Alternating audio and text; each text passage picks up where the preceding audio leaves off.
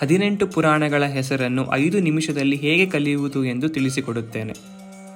ನಮ್ಮ ಪೂರ್ವಜರು ಒಂದು ಶ್ಲೋಕದ ಮುಖಾಂತರ 18 ಪುರಾಣಗಳ ಹೆಸರನ್ನು ನೆನಪಿನಲ್ಲಿ ಇಟ್ಟುಕೊಳ್ಳುವ ಬಗೆಯನ್ನು ಸುಂದರವಾಗಿ ತಿಳಿಸಿದ್ದಾರೆ.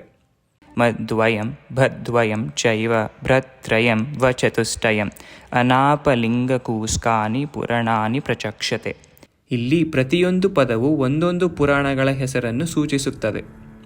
ಮ ದ್ವಯಂ ಭ ದ್ವಯಂ ಭ್ರ ತ್ರಯಂ ವ ಚತುಷ್ಟಯಂ ಅನಾಪಲಿಂಗಕೂಸ್ಕ. ಮದ್ವಯಂ 2 ಪುರಾಣಗಳು ಮಾ ಅಕ್ಷರದಿಂದ ಆರಂಭವಾಗುತ್ತವೆ. ಮತ್ಸ್ಯ ಪುರಾಣ, ಮಾರ್ಕಂಡೇಯ ಪುರಾಣ. ಭದ್ವಯಂ 2 ಪುರಾಣಗಳು ಭ ಅಕ್ಷರದಿಂದ ಆರಂಭವಾಗುತ್ತವೆ. ಭಾಗವತ ಪುರಾಣ, ಭವಿಷ್ಯತ ಪುರಾಣ. ಭ್ರತ್ರಯಂ 3 ಪುರಾಣಗಳು ಭ್ರ ಅಕ್ಷರದಿಂದ ಆರಂಭವಾಗುತ್ತವೆ. ಬ್ರಹ್ಮಾಂಡ ಪುರಾಣ, ಬ್ರಹ್ಮವೈವರ್ತ ಪುರಾಣ, ಬ್ರಹ್ಮಪುರಾಣ. ವಚತುಷ್ಟಯಂ 4 ಪುರಾಣಗಳು ವ ಅಕ್ಷರದಿಂದ ಆರಂಭವಾಗುತ್ತವೆ.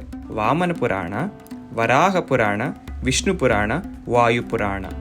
ನಂತರ ಅನಾಪಲಿಂಗಕೂಸ್ಕ.